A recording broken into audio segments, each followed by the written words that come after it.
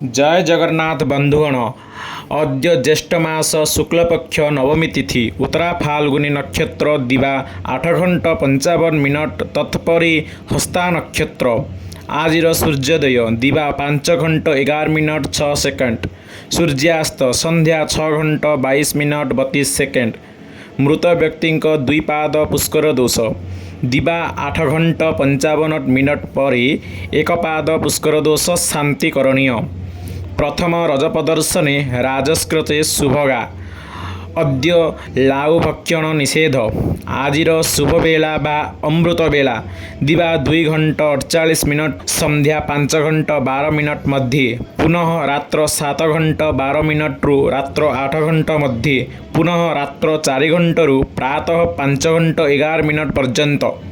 अशुभ बेला बा काल बेला दिवा 5 घंटा 11 मिनट अशुभ बेला बा काल बेला दिवा 5 घंटा 11 मिनट 6 घंटा 54 मिनट। दर्शक बंधु एवं आसतु जानी रखिबा आजिर राशिफल। राशिचक्र प्रथम राशि मेष राशि। आज बुध क्षेत्र में चंद्रयुक्त केतु रही मानसिक असुस्थता संगको बुधक सह मतांतर परिलक्षित हेबो।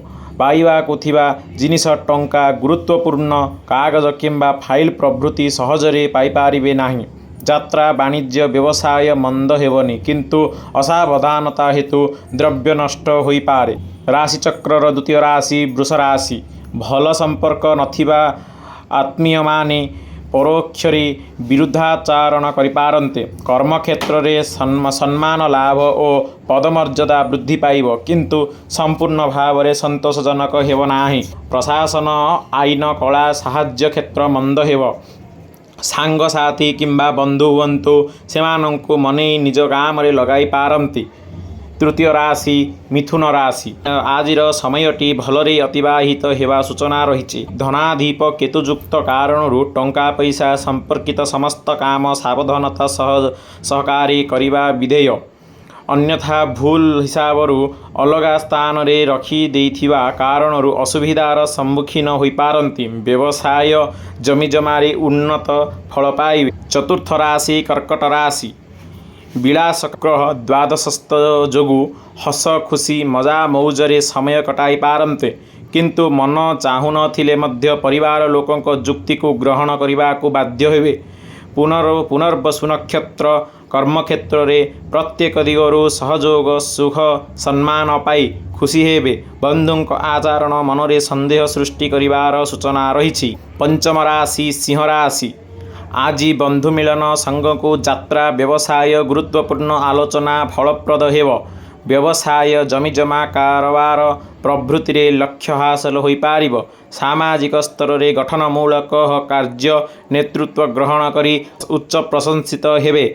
संगीत साहित्य क्रीड़ा शिल्पकला क्षेत्र रे सुनाम अर्जन करिबे। षष्ठ राशि कन्या राशि। आपणक अष्टमस्त मंगल जमीजमा संपर्कीय किंबा गृह सीमा को नहीं समस्या सृष्टि करिवो। साहित्य कृति संगीत चर्या सकाशे मानसिक अशांति सामान्य बाधक साजिपारे।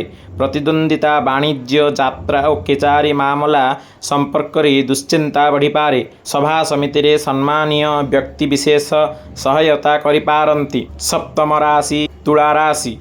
गुरु सह शुक्रंक संबंधरु दीर्घ दिनरु रहिथिबा विभिन्न स्तर रे भल संपर्क रे फाट सृष्टि होई पारे। आलस्य और अवहेला हेतु कौनसी काम ठीक हेब नाही। निजर लोक माने ईर्षापरायण होई परिस्थिति को भिन्न रूप दे पारंती। असावधानता कारणरु हाथ किंबा गोड़री आघात लागी पारे। अष्टम राशि बिच्छा राशि। राहुंक स्थितिरु प्रत्येक क्षेत्र रे हाथे मापी चाखंडे न चालिले असुविधा भोगिबे।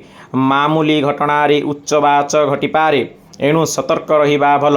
व्यवसाय आगको बढ़ाइबा पई पदक्षेप ग्रहण करी सफलता हासिल करिपारिबे। कला साहित्य संपादिकतारे समस्या समाधान होइजिवो। नवम राशि धनुराशि। आगको प्रतिकूलतार सामना करिबा को पड़िपारे एणु भावी चिंती काम करिबा भल।